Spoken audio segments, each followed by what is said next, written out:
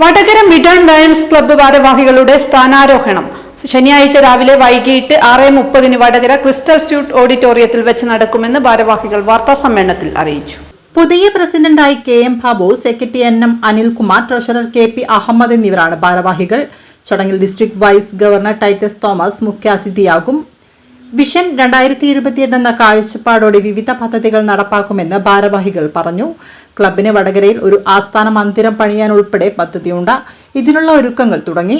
ലയൺസിന്റെ തനതു പദ്ധതികളായ childhood cancer, പ്രമേഹ പ്രതിരോധം, സൈറ്റ് ഫോർ കിഡ്സ്, വീടില്ലാത്തവർക്ക് വീട് തുടങ്ങിയ പദ്ധതികൾ നടപ്പാക്കും.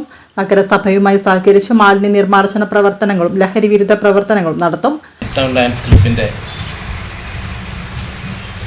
14ാമത്തെ ഇൻസ്റ്റലേഷൻ ഈ ശനിയാഴ്ച വൈകുന്നേരം 6:30 മണിക്ക് ക്രിസ്റ്റൽ ഹാളിൽ വെച്ചിട്ട് അതിൻ്റെ ഭാരവാഹികളുടെ സ്ഥാനാരോഹണം നടക്കുകയാണ്. പുതിയ ഭാരവാഹികളായി ലയൺസ് ബാബു പ്രസിഡൻ്റായും സെക്രട്ടറിയായി ലയൺ അനിൽകുമാർ സെക്രട്ടറിയും അതുപോലെ തന്നെ ലയൺ അഹമ്മദ് ട്രഷററുമായിട്ടുള്ള ഭാരവാഹികളുടെ സ്ഥാനാരോഹണമാണ് അവിടെ വെച്ച് നടക്കുന്നത്. അപ്പോൾ നമ്മളെ സംബന്ധിച്ച് 2011 മിഡ്ടൗൺ ലയൺസ് ക്ലബ്ബ് വടകരയിൽ രൂപീകരിക്കപ്പെട്ടത്.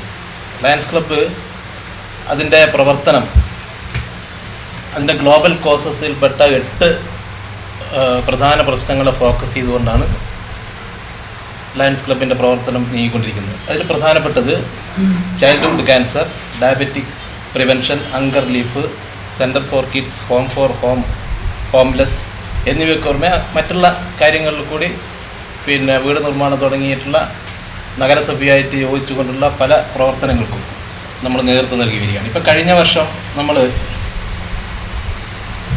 വടകര ട്രെയിനിങ് സ്കൂളിൽ വാട്ടർ പ്യൂരിഫയർ നമ്മൾ കൊടുക്കുകയുണ്ടായി.